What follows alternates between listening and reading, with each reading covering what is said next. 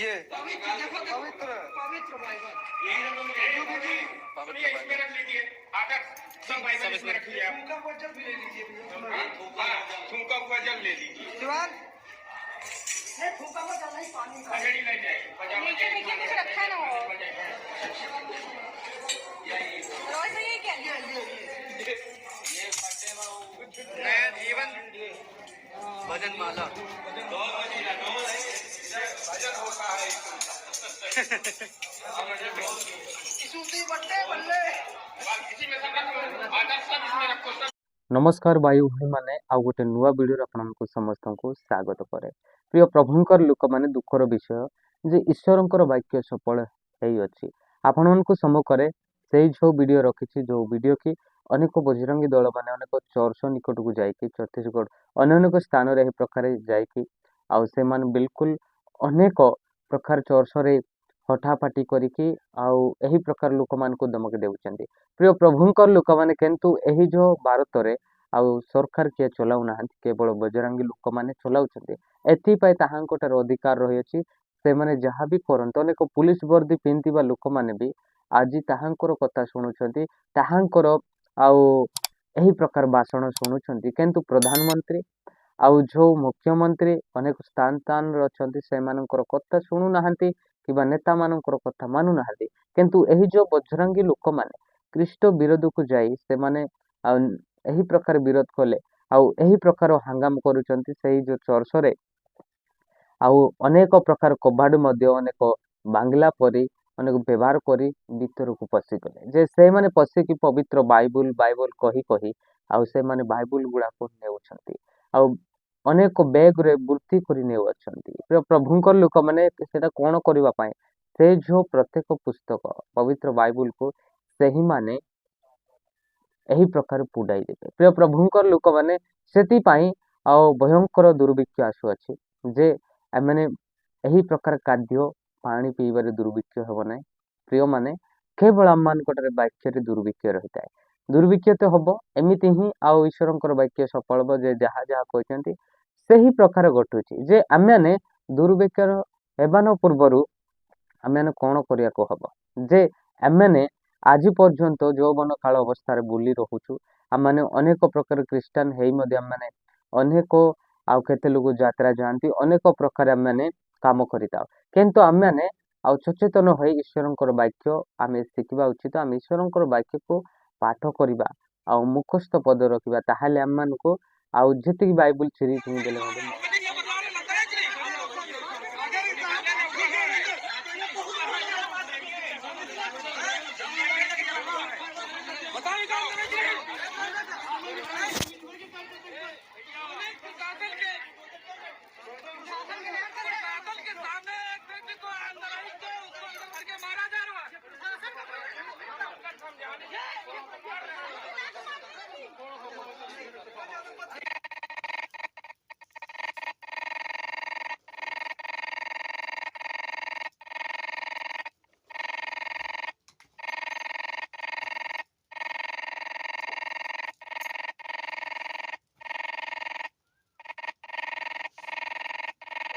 आउ जो पर ईश्वरंकर वाक्य थाए आमने से गुड़ाक सेवा कार्य लगी था।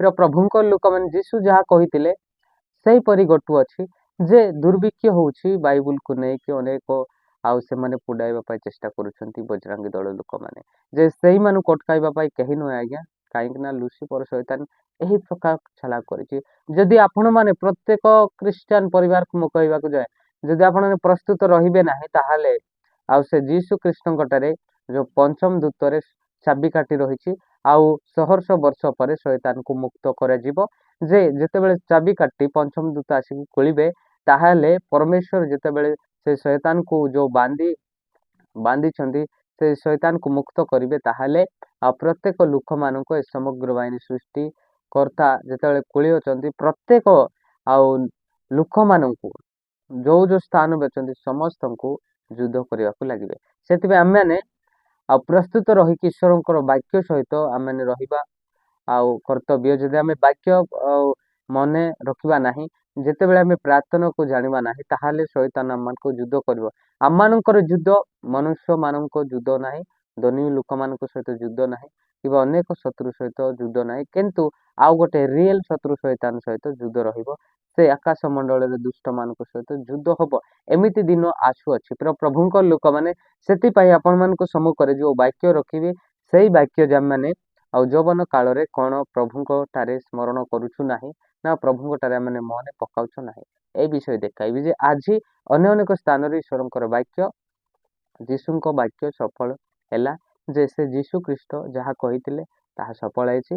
ବାଇବୁଲ ମଧ୍ୟରେ ସେ ବଜରଙ୍ଗୀ ଲୋକମାନେ ନେଉଛନ୍ତି, ନେଇକି ସେମାନେ ଏକାଠି କରିକି ବୁଡେଇଦେବେ। ପ୍ରିୟ ପ୍ରଭୁଙ୍କ ଲୋକମାନେ ଯେ ଗୋଟେ ବିଷୟକୁ ଆପଣମାନଙ୍କୁ ସମ୍ମୁଖରେ ରଖିବି, ସେହି ବିଷୟ ଯେ ଆମେ ଯୌବନ ଅବସ୍ଥାରେ ପ୍ରଭୁଙ୍କୁ ଆମେ ସ୍ମରଣ ମନେ ପକାଇବାର ଅଛି। ତ ସେଇ ପୁସ୍ତକ ଆପଣମାନଙ୍କ ସମ୍ମୁଖରେ ଉପଦେଶକ 12:1 ପଢିବା।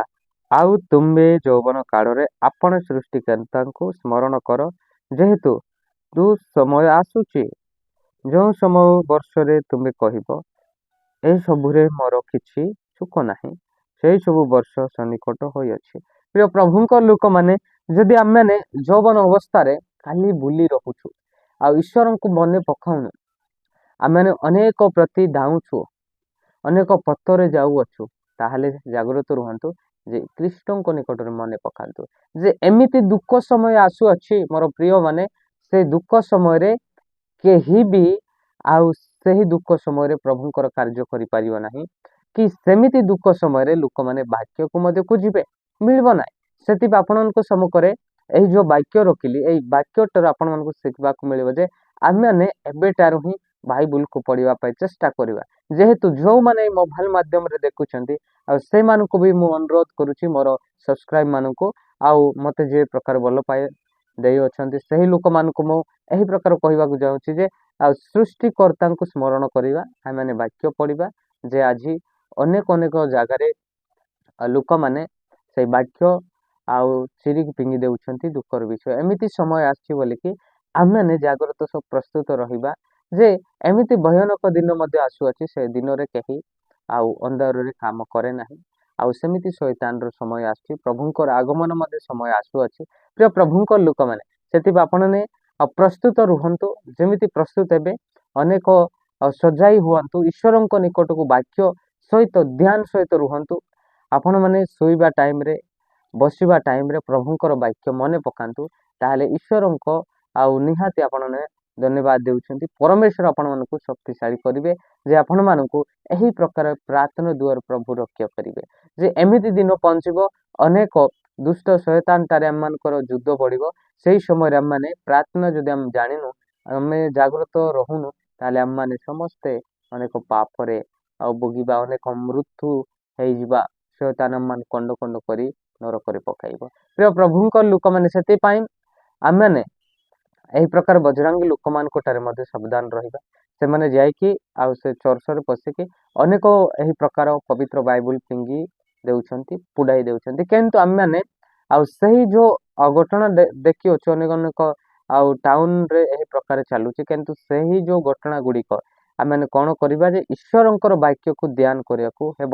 ଯାହା ଆଉ ସେମାନେ କରୁଛନ୍ତି କରନ୍ତୁ, କିନ୍ତୁ ଆମେ ଈଶ୍ୱରଙ୍କର ବାକ୍ୟ ଧ୍ୟାନ କରିବା। ଯେହେତୁ ପ୍ରିୟ ପ୍ରଭୁଙ୍କ ଲୋକମାନେ ଯଦି ଆମେ ପବିତ୍ର ବାଇବୁଲ ଠାରୁ ଆମେ ମନ ରଖିବା, ତାହେଲେ ଲୋକମାନେ ଆମକୁ ମୃତ୍ୟୁ କଲେ ମଧ୍ୟ ସେଇ ଯୋଉ ଜ୍ଞାନ, ସେଇ ଯୋଉ ଶିକ୍ଷା ସେମାନେ ନେଇପାରିବେ ନାହିଁ, ହରଣ କରିପାରିବେ ନାହିଁ ଯେ ପରମେଶ୍ୱର ଆମମାନଙ୍କୁ ଦେଇଛନ୍ତି।